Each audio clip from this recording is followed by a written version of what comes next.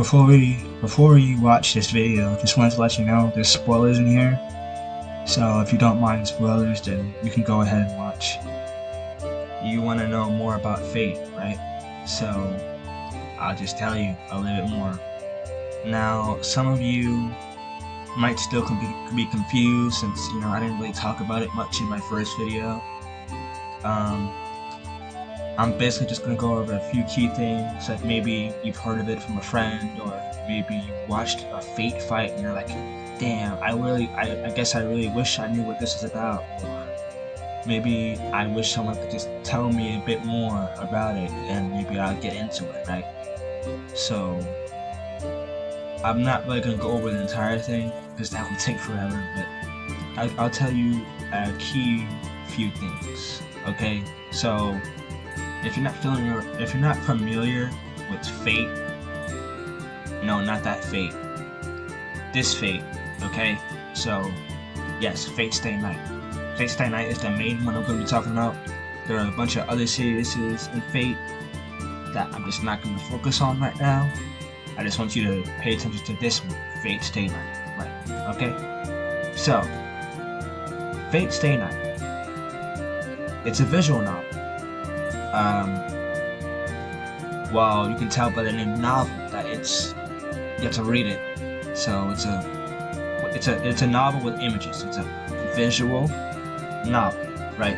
So basically, yeah, something like that. Now, the plot of Fate Stay Night is a very simple one. Some people might think it's, you know, complicated. It's really not that complicated. It's really simple. It's a fight over the Holy Grail.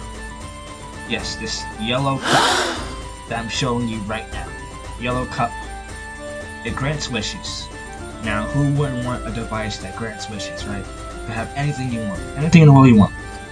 Money, power, pretty much anything you can think of, and it happens as soon as you win. But there are like 7 other pairs of people in this war with you. Now, I have to remind you guys that this war isn't fought by just humans. It's fought by a pair. Masters and servants. Now, what are masters and servants? A master is basically someone who, the human in the pair, who uses magic. Okay, in this world there's magic and stuff. They use magic to summon a historical person or otherwise famous person from history, mythology, even fiction, really. Just anything tangible that affects humans in any way. You know, you draw a magic circle, you chant, and then there pops out the servant, I guess, and there you have it. The servant is a representation of a person, like a representation of a historical figure. Like, if you wanted, you could go back and summon King Arthur, if you wanted to. You could summon, hell, Santa Claus if you wanted to, probably. Yeah, so the servant is the main fighter. The servants fight for you. They're kind of like your representative in the war. And if your servant, you know, dies, then that's basically it. You could summon another servant, but by then it's pretty much wraps for you, right? So, like I said before, it's about a Holy Grail, and many pairs fight over this Holy Grail to get a certain wish granted. Now, everyone doesn't have the same wish. They're all different. They are going to kill each other over it. It's basically team deathmatch, if you've ever played anything like that, you know. Last man standing gets it all. Winner takes all. That's everything. In this anime, there are many times where you will see fights and each servant has a different weapon that has to do with something called servant class. Servant class is basically which weapon are you gonna use in this battle?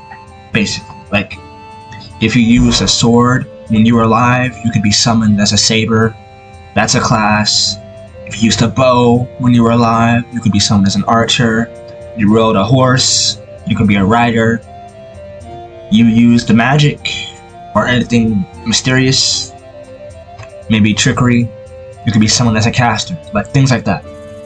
And the main character, Shiro, yes, this guy with the red hair, he is the main protagonist, and he's one of the masters in the Holy Grail War.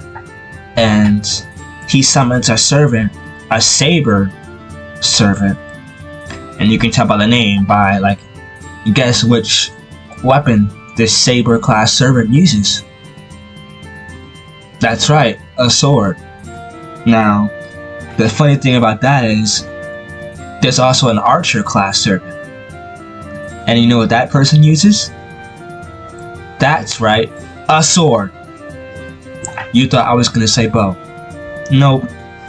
This series doesn't make sense sometimes, you know? As Gart from Trash Taste says, don't worry about it. Don't worry about it. That's the key word. Just don't worry about it. Just keep trucking along. Don't ask too many questions if you're a beginner. If you don't know, you don't know. Trust me, when I started getting into the series, I was so confused, just like you. I wanted to drop the series right then and there. But my friend introduced me to it, and now I've been hooked ever since. So you know how that goes, you know, once you understand. Now back to what I said earlier. You know what I said when your servant dies, you're basically screwed? Well, when you die as the master, when the master dies, the servant could just find another master. They don't really need a specific person. It could be anybody, really. As long as they have someone that can act as their master before they disappear, they're back in action. Good as new.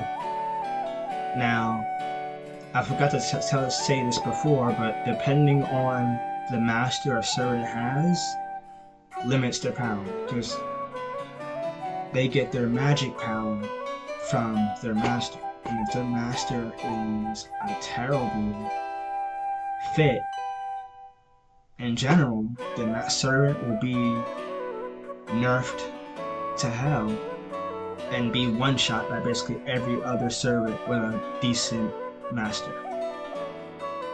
That's usually how it goes.